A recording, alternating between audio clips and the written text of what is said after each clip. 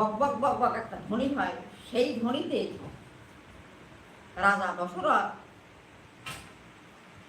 তরীর হইতে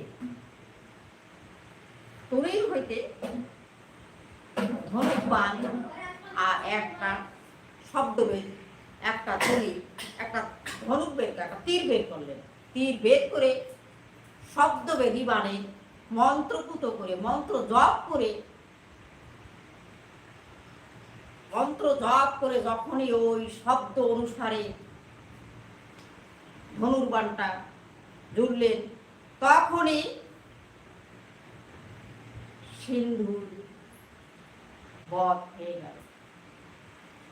ঠিক সেই জায়গায় যখন সিন্ধু বধ হয়ে গেল, সিন্ধু মা করে যখন চিৎকার করলেন, রাজা